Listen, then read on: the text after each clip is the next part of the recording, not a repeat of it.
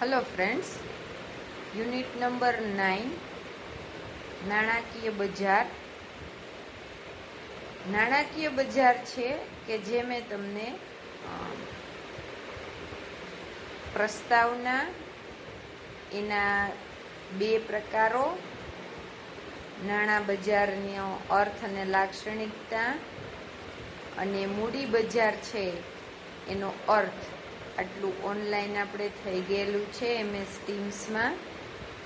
જે લોકો જોડાયા નથી એના માટે અને જે લોકો જોડાયા છે એમને પણ રિવિઝન માટે આપણે પ્રસ્તાવનાથી શરૂઆત કરીએ છીએ. આપણે ત્યારે પણ વાત કરી હતી તેમ નાણાકીય માળખું છે ભારતમાં, એને મુખ્ય બે ભાગમાં વહેંચી શકાય છે.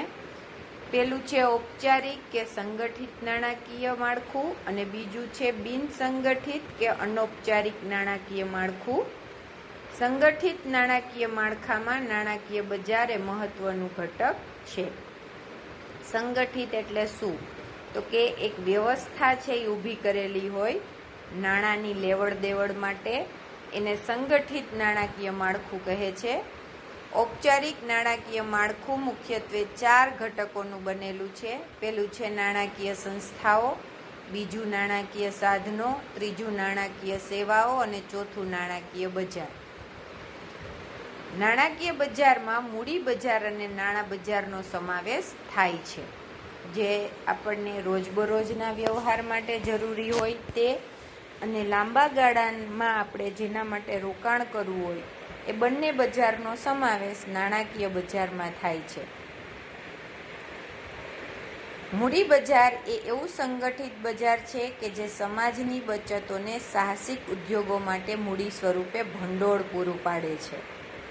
જેમાં તમે લાંબા ગાળાનું રોકાણ કરવા માંગતા હો અને એના માટે મોટો હિસ્સો છે એ જ્યારે તમે રોકો છો તો એ લાંબા ગાળા માટેનું ભંડોળ છે એ એકઠું થાય છે. મૂડી ભંડોળનું, જેથી મૂડી બજાર એ ઔદ્યોગિક સાહસો માટે લાંબા ગાળાની મૂડી ભંડોળનું પ્રાપ્તિ સ્થાન છે. મૂડી બજાર દેશના આર્થિક વિકાસમાં મદદરૂપ બને છે. નાણાં બજાર ટૂંકા ગાળાના સાધનો દ્વારા જેવા કે ટ્રેઝરી બિલ, કમર્શિયલ પેપર દ્વારા મૂડીની જરૂરિયાતને સંતોષે છે. ટ્રેઝરી બિલ, કમર્શિયલ પેપર, થાપણનું પ્રમાણપત્ર, કમર્શિયલ બિલ, એ બધા આપણને ભણવામાં આવે છે. એ બધા નાણાકીય સાધનો છે કે જેના માટે તમે ટૂંકા ગાળા માટે નાણાં મેળવી શકો છો. નાણાકીય બજારનો ખ્યાલ. નાણાકીય બજારમાં મુખ્યત્વે મૂડી બજાર અને નાણાં બજારનો સમાવેશ થાય છે. નાણાકીય બજાર એ નાણાકીય માળખાનું મહત્વનું ઘટક છે જ્યાં વિશાળ પ્રમાણમાં સોદાઓ થાય છે. નાણાકીય બજારના વલણો પારખીને રોકાણકારો સ્વયં રીતે નિર્ણય લઈ શકે છે કે તેમની બચતોનું ક્યારે અને ક્યાં રોકાણ કરવું. નાણાકીય બજારમાં ભાગ લેનારાઓમાં વિવિધ પ્રકારની જામીનગીરીઓ બહાર પાડનારા, એટલે કે ઉછીના નાણાં મેળવનારા, એટલે કે જે શેર બહાર પાડે છે અને એ શેર જે એણે બહાર પાડ્યા એનો મકસદ શું હોય છે તો કે ઉછીના નાણાં મેળવવા. બીજું છે જામીનગીરીઓ ખરીદનારા, એટલે કે ધિરાણ કરનારા. અને ત્રીજું છે નાણાકીય મધ્યસ્થીઓ, એટલે કે નાણાકીય સંસ્થાઓનો સમાવેશ થાય છે. નાણાકીય બજારને મુખ્યત્વે 2 ભાગમાં વિભાજિત કરવામાં આવે છે, મૂડી બજાર અને નાણાં બજાર. મૂડી બજાર એ લાંબા ગાળાની જામીનગીરીઓનું બજાર છે, દાખલા તરીકે શેર, ડિબેન્ચર, બોન્ડ વગેરે. જ્યારે નાણાં બજાર એ ટૂંકા ગાળાની જામીનગીરીઓનું બજાર છે, દાખલા તરીકે ટ્રેઝરી બિલ, કમર્શિયલ પેપર વગેરે. એટલે મૂડી બજારમાં તમે કોના દ્વારા મૂડી મેળવી શકો તો કે શેર બહાર પાડી, ડિબેન્ચર કે બોન્ડ. અને નાણાં બજારમાં તમે શેના દ્વારા નાણાં મેળવી શકો તો કે ટ્રેઝરી બિલ, કમર્શિયલ પેપર, થાપણનું પ્રમાણપત્ર, કોલ મની, નોટિસ મની વગેરે. મૂડી બજારને 2 ભાગમાં વહેંચવામાં આવે છે, પ્રાથમિક બજાર અને ગૌણ બજાર. પાછું મૂડી બજારના પણ 2 પ્રકાર છે, પ્રાથમિક અને ગૌણ. નાણાં બજારના પણ એમ પ્રકાર છે, પણ એના વિશે આ યુનિટમાં વિગતે એટલે કે વિસ્તૃત ચર્ચા છે એ કરવામાં આવેલી નથી, પણ તમે નેક્સ્ટ પેજ ઉપર જોશો તો ત્યાં પણ નાણાં બજારના પણ બે પ્રકારો આપેલા છે. ગૌણ બજારમાં શેર બજારનો સમાવેશ થાય છે.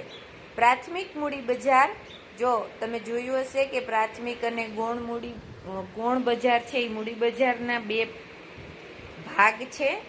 પ્રાથમિક મૂડી બજાર બહાર પાડવામાં આવતી નવી જામીનગીરીઓનું બજાર છે. હવે મૂડી બજારના જે બે ભાગ પડ્યા છે એમાં પ્રાથમિક બજાર કોને કહેશું? તો કે જે જામીનગીરીઓ છે એ પહેલી જ વખત બહાર પાડવામાં આવેલી છે, નવી છે, એને પ્રાથમિક મૂડી બજાર કહેશું. અને ગૌણ એટલે શેર બજાર કે જેમાં અગાઉ બહાર પાડવામાં આવેલી તેવી હયાત જામીનગીરીઓના સોદા થાય છે. એટલે કે પહેલાં બહાર પાડવામાં આવેલી હોય અને હજી પણ બજારમાં હયાત હોય, ફરતી હોય એવી જામીનગીરીઓ છે એની ખરીદ લે વેચના સોદા જ્યાં થતા હોય એને શેર બજાર કહે છે.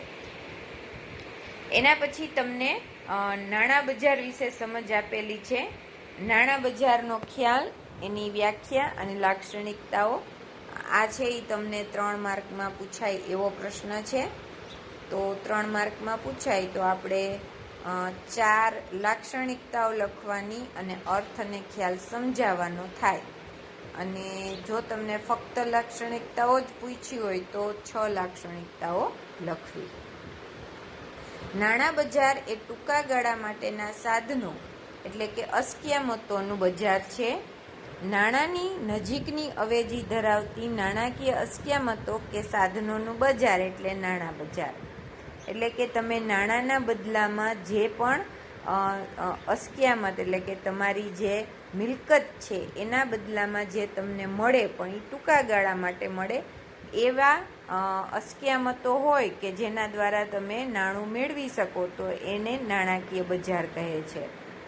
નાણાં બજારમાં ઊંચી તરલતાનો ગુણ ધરાવતી નાણાકીય અસ્કયામતોનો વેપાર થાય છે. ટૂંકા ગાળા માટે નાણાં ઉછીના મેળવવાનું અને નાણાંના ધિરાણનું બજાર છે. એટલે કે તરલતાનો ગુણ છે એ ખૂબ જ ઊંચો હોય છે અને એમાં નાણાં તમે ઉછીના મેળવી શકો છો અને ધિરાણ કરી શકો છો, પણ એ બંને ટૂંકા ગાળા માટે હોય છે. 1 વર્ષ કે તેથી ઓછા સમય માટે પાકતી મુદ્દત ધરાવતી જામીનગીરીઓનું બજાર છે. નાણાં બજારમાં બે પક્ષકારો હોય છે, એક તો નાણું ધીરનાર કરનારાઓ અને બીજા નાણાં ઉછીના મેળવનારાઓ. નાણાં ધીરનારાઓમાં મુખ્યત્વે રિઝર્વ બેંક, વેપારી બેંકો, સહકારી બેંકો, શરાફો વગેરેનો સમાવેશ થાય છે. કોણ કોણ નાણાં ધીરી શકે એટલે કે આપી શકે? તો એમાં રિઝર્વ બેંક છે, વેપારી બેંક છે, સહકારી બેંક છે, શરાફો છે એ. જ્યારે ઉછીના નાણાં કોણ મેળવશે? તો કે ખેડૂતો, વેપારીઓ, રાજ્ય સરકાર, કેન્દ્ર સરકાર. જેને જરૂર હોય તાત્કાલિક નાણાંની તો એ આવા પ્રકારના બજાર દ્વારા, નાણાં બજાર દ્વારા, નાણાકીય સંસ્થાઓ દ્વારા નાણું છે એ ટૂંકા ગાળા માટે મેળવી શકે છે. નાણાં બજાર એ શેર બજાર જેવું કોઈ ભૌતિક સ્થળ નથી, પરંતુ નાણાંનો વેપાર કે લેવડ દેવડ કરતી વિવિધ સંસ્થાઓનો સમૂહ છે. એટલે આ શેર બજારની જેમ કોઈ એક ભૌતિક જગ્યા નથી કે આપણે આ જોયું કે આને શેર બજારની ઓફિસ કહેવાય કે અહીંયા બધી લેવેચ થતી હોય, વ્યવહાર થતો હોય, એવું નથી. પણ નાણાંનો વેપાર કે લેવડ દેવડ કરતી વિવિધ સંસ્થાઓનો સમૂહ છે. એટલે રિઝર્વ બેંક જોઈ લ્યો, વેપારી બેંક જોઈ લ્યો, સહકારી બેંક જોઈ લ્યો, તો એ બધાય નાણાં છે એ ધીરતા હોય, પૂરા પાડતા હોય અને એ રીતે નાણાંની લેવડ દેવડ થતી હોય છે. નાણાં બજારની ટૂંકી અને સરળ વ્યાખ્યા નીચે પ્રમાણે આપી શકાય. નાણાં બજારની વ્યાખ્યા: ટૂંકા ગાળાની નાણાકીય મિલકતો કે જે ઊંચી તરલતા સાથે નાણાંની નજીકની અવેજી ધરાવે છે તેવા વ્યવહારોનું બજાર એટલે નાણાં બજાર. એમાં તમને બે વસ્તુ તો આગળ પણ આવી ગઈ છે કે એની તરલતાનો ગુણ છે એ ખૂબ જ ઊંચો હોય છે અને બીજું એ છે એ ટૂંકા ગાળાની નાણાકીય મિલકતો હોય છે. એટલે કે વર્ષની અંદર તમારે એને ચૂકતે કરવી પડે છે. એની લાક્ષણિકતાઓ છે આના આધારે તમે યાદ રાખી શકો છો. પહેલું, નાણાં બજારને બે ભાગમાં વહેંચવામાં આવે છે, સંગઠિત નાણાં બજાર અને અસંગઠિત નાણાં બજાર. જે તમે આના પછીના નેક્સ્ટ ટોપિકમાં જોશો. આપણને અહીંયા ડાયાગ્રામમાં બતાવેલું નથી, નાણાં બજારના 2 પાર્ટ છે એ આપેલા નથી, પણ એને પણ સંગઠિત અને અસંગઠિત રીતે વિભાજિત કરી શકાય. નથી આપ્યા એનું કારણ એટલે છે કે એને ડિટેલમાં વિસ્તૃત રીતે સમજાવવામાં આવેલા નથી, માટે એના 2 પ્રકારો અહીંયા દેખાડેલા નથી. બીજું છે ટૂંકા ગાળાની મિલકતો કે સાધનોનું બજાર છે, જેની પાકતી મુદ્દત 1 વર્ષ કે તેથી ઓછી હોય છે. ત્રીજું, નાણાં બજારમાં ભાગ લેનારાઓની શાખ પાત્રતા મહત્વની હોય છે. ચોથું, શાખ પાત્રતા એટલે તમારી નામના છે, પ્રતિષ્ઠા છે એ કેટલી વધારે છે એના આધારે તમને નાણાં ઝડપથી મળી શકે છે. ચોથું, નાણાં બજાર એ કોઈ ચોક્કસ ભૌતિક સ્થળ નથી, પરંતુ વિવિધ સંસ્થાઓનું સામૂહિક માળખું છે, જેમ કે રિઝર્વ બેંક ઓફ ઇન્ડિયા, વેપારી બેંકો, મ્યુચ્યુઅલ ફંડની સંસ્થાઓ, વીમા કંપનીઓ વગેરે. પાંચમું, ઝડપથી રોકડમાં રૂપાંતર થાય તેવા નાણાકીય સાધનોનું બજાર છે, દાખલા તરીકે ટ્રેઝરી બિલ, કોલ મની વગેરે. છઠ્ઠું, આર્થિક અને ટેકનોલોજીના વિકાસ સાથે નાણાં બજારની પેટા શાખાઓ પણ વિકસી છે, જેમ કે call money market, bond market, treasury bill market વગેરે. સાતમું છે મોટાભાગના નાણાકીય સાધનો દેવાના સાધનો છે. અન્ય નાણાકીય સાધનોની સરખામણીમાં વધુ સલામત હોવાથી જોખમનું તત્વ ઓછું રહે છે. એટલે તમે જ્યારે એના દ્વારા નાણું છે એ મેળવો છો ત્યારે તમે દેવું કરો છો, એટલે કે તમારે એ ચૂકવવું પડે છે, પણ એ સલામત છે, માટે એ વ્યવહાર છે એ ઝડપથી અને વિશ્વાસપાત્ર હોવાથી વધુ પ્રમાણમાં કરવામાં આવે છે. આઠમું, નાણાં બજારની સફળતા અને કામગીરીનો આધાર બેન્કિંગ પદ્ધતિ અને નાણાકીય સંસ્થાઓની કામગીરી પર રહેલો છે.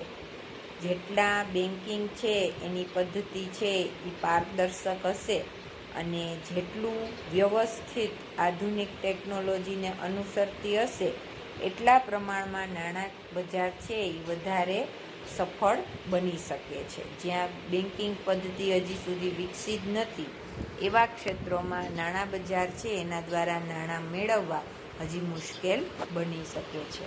આટલું રાખીએ છીએ. નેક્સ્ટ જ્યારે બીજો વિડીયોમાં મળીશું ત્યારે આપણે બીજા ટોપિક ઉપર ચર્ચા કરીશું.